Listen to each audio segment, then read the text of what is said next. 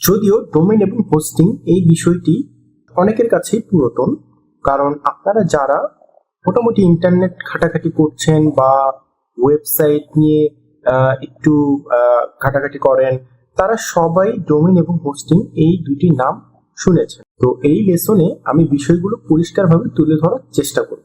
প্রথমত, ডোমেন কি? একদম সহজভাবে বলতে চাই, ডোমেন হলো যে কোনো ওয়েবসাইটের একটি নাম। সে ফর এক্সাম্পল www.google.com। এইখানে ডোমেন নেমটি হলো গুগল, যেটা অবশ্যই ইউনিক, এবং .com হলো এক্সটেনশন। সুতরাং ডোমেন নামটি হলো www.google.com এবং ডোমেনের এক্সটেনশন যে সবসময় .com হবে এমন কোনো কথা নেই। এক্সটেনশন হতে পারে .net, হতে পারে .info, .org, .xyz, .com.bd, many more. আর অনেক এক্সটেনশন রয়েছে। আপনারা যখন ডোমেন পারচেস করার জন্য বিভিন্ন হোস্টিং প্রোভাইডারের ওয়েবসাইট ভিজিট করবেন, আপনারা ওয়ার্ল্ড ওয়াইড গ্লোবালি কিছু কোম্পানি আছে, নাম শুনেছেন হয়তো, বা বাইরের company like GoDaddy, Namecheap, Bluehost, HostGator. আপনারা এই ধরনের ওয়েবসাইটে যখন ঢুকবেন, তখন যে কোনো নাম দিয়ে যখন সার্চ করবেন, তখন আপনারা ওখানে অনেক সাজেশন পাবেন। তারা রিকমেন্ড করবে আপনি কোনটা চাচ্ছেন, .com চাচ্ছেন, .net চাচ্ছেন, নাকি .org চাচ্ছেন or .info চাচ্ছেন। সেখানে আপনি অসংখ্য এক্সটেনশন পাবেন, বাট মূলত আমরা স্ট্যান্ডার্ড বজায় রাখার জন্য সবসময় .comটাকেই প্রেফার করি। কিন্তু সবসময় দেখা যাবে এই গুগল নামটি .com দিয়ে যখন একবার পারচেস হয়ে যাবে, আপনি দ্বিতীয়বার আনলেস এই কোম্পানিটা বন্ধ হয়ে যাওয়ার আগ পর্যন্ত, যদি কোনো কোম্পানি, এই অথরাইজ যে কোম্পানিটা আছে যারা এই google.comটাকে কিনেছে, তারা যতক্ষণ পর্যন্ত এই রিনিউটা কন্টিনিউ করবে ততক্ষণ পর্যন্ত আপনি কিনতে পারবেন না, অন্য কেউ এটা কিনতে পারবে না। বাট এরকম হতে পারে আপনি google.com পাননি, বাট google.net পেয়ে যেতে পারে। সেক্ষেত্রে আপনি google.net নিয়ে নিতে পারেন, বাট এটা বেসিক্যালি স্ট্যান্ডার্ড না, সবসময় ইউনিক চিন্তা করতে হবে।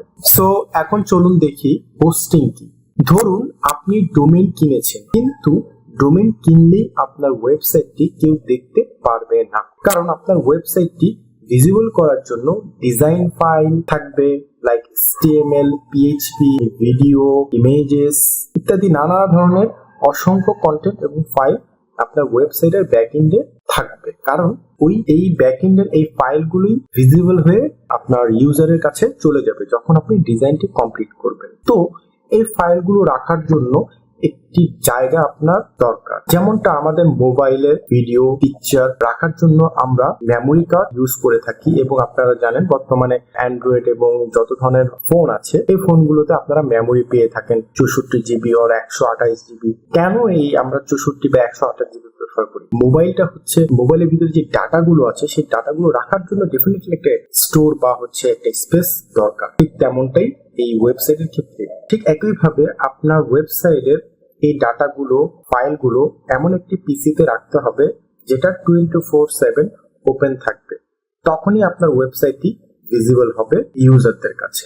এবং এই সার্ভিসটি দিয়ে থাকে বিভিন্ন হোস্টিং কোম্পানি। সুতরাং কোনো ওয়েবসাইট যে জায়গা জুড়ে থাকবে সেটাই আপনার ওয়েবসাইটের হোস্টিং, এবং আপনার হোস্টিং স্পেস যত বেশি থাকবে আপনি তত বেশি কন্টেন্ট রাখতে পারবেন। ধরুন আপনি প্রাইমারিলি 1 GB হোস্টিং পারচেস করেছেন, আপনি একটি ই-কমার্স ওয়েবসাইট বানিয়েছেন। এখন আপনার ই-কমার্স ওয়েবসাইটে প্রতিনিয়ত প্রোডাক্ট ইমেজ আপলোড করতে হবে। তো সেক্ষেত্রে একটা সার্টেন টাইম পর আপনার 1 GB আপনার কাছে এনাফ স্পেস বলে মনে হবে না। সেক্ষেত্রে আপনাকে 10 GB, 5 GB, 15 GB আর আনলিমিটেড স্পেস নিয়ে কাজ করতে হতে পারে। সো আমি আশা করি এই লেসনে আপনারা ডোমেন এবং হোস্টিং এই দুটো ব্যাপারে এনাফ আইডিয়া পেয়ে গিয়েছে। আশা করি কোনো ধরনের কনফিউশন এবং ডোমেন এবং হোস্টিং সম্পর্কে থাকবে না। এবং অবশ্যই মনে রাখবেন, আপনি যদি একজন ওয়েব ডিজাইনার হয়ে থাকেন বা ওয়েব ডিজাইনার হতে চান বা ওয়েবসাইট ক্রিয়েট করতে চান, ডেফিনেটলি সবার প্রথমেই আপনাকে